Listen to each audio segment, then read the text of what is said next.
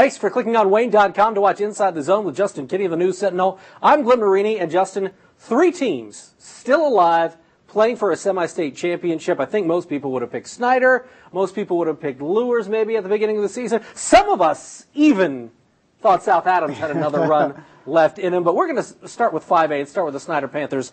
A tough matchup this week. LaPorte, record-wise, going into the playoffs, it didn't look all that sparkling, but they're playing some really good football. What do you see as being the key Friday night at Spooler Stadium? Yeah, I think the big thing is stopping Charles Sallery, the running back for LaPorte. He's got over 2,600 yards rushing this year, averaging 224 yards per game. I mean, that is their offense. If you are able to limit him, you force LaPorte into doing things offensively that they don't want to do.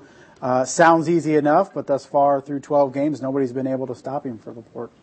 Kind of a tale of two different stories in the last week games for these two clubs, because Snider got off to a bad start down at Westfield. Normally you can't do that against a big team like that down in the Indianapolis area.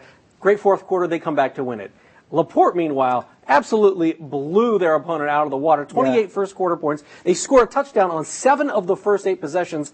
I'm guessing, Justin, that one of the focuses this week for Snider is stopping them early. Yeah, for sure. I don't think you can fall behind and keep continuing to come back. I mean, eventually that's going to bite you. While the game last week for LaPorte was impressive, I was really impressed with the week before when they beat Mishawaka. To me, I thought they were going to be the 5A North representative at state finals. I mean, I was really impressed with them against Northside. They just come out, dominate teams, methodical, and kind of beat you. It's not impressive. They just come out and just beat you. And they went and beat them 28-21. I think that was really the eye-opening one for me. So people looking at LaPorte, okay, they're 7-5. Okay, this should be an easy game for Snider. No, they beat Mishawaka, who is arguably one of the top 3 teams in the 5A North, in my opinion. Yeah, the Duneland Conference, not something that we talk about here on a regular basis, but you're talking about Lake Central, Crown Point, Chesterton, Merrillville. I mean, some really good programs, 6A programs, too, that have had a lot of success. The thing that scares me about LaPorte, we know Snider's defense is really good.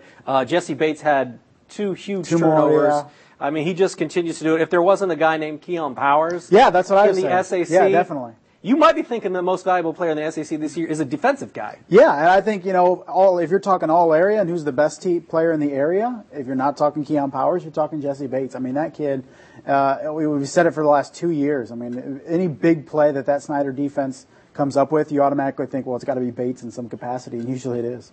LaPorte rushed for 435 yards last week. That's going to be key for Kurt Tippmann's club, is corralling that number. How do they do it? Right.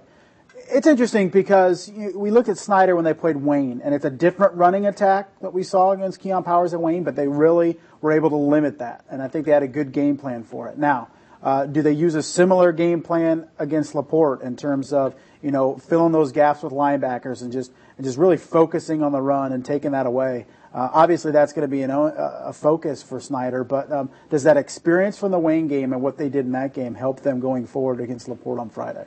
How high is this Snider team riding right now? Because you're talking about they got trounced by Westfield last year at Spooler Stadium. They go down there, they gut out a game at halftime, they make adjustments, they play a great second half and win it with a lot of emotion down at Westfield.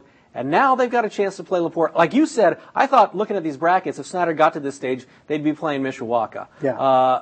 Granted, they're not overlooking LaPorte, but how high is this Snider team right now, knowing they're one Good Friday away from playing in Indianapolis? You got to think they're riding pretty high because, they come back and get the revenge game against Wayne. Obviously, that was huge in the playoffs and beat them, and they continue. They avoid Penn, which is as big as anything, in my opinion, that you don't have to play Penn. Not that Snider couldn't beat them, but just not having to go against them is huge.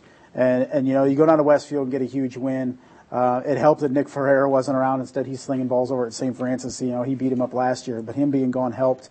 And now you have a LaPorte team, and then all of a sudden you're looking, these guys are a legitimate shot at playing on Thanksgiving weekend in Indy. Yeah, and I gotta think, I would take Snider by a touchdown, maybe 2 scores in this one, because I just think they are rolling, they're riding a high, and they can smell a state championship type run this coming Friday. Yeah, that's my thing. You look at LaPorte, and as dominant as Charles Sallery has been, if that's their entire offense, I trust Snider's coaching staff to come up with something to limit him. Not saying he's going to be held to 30-some yards, but Snider showed us time and again, year after year, that they can take away a team's strength, and the strength of LaPorte is running the football.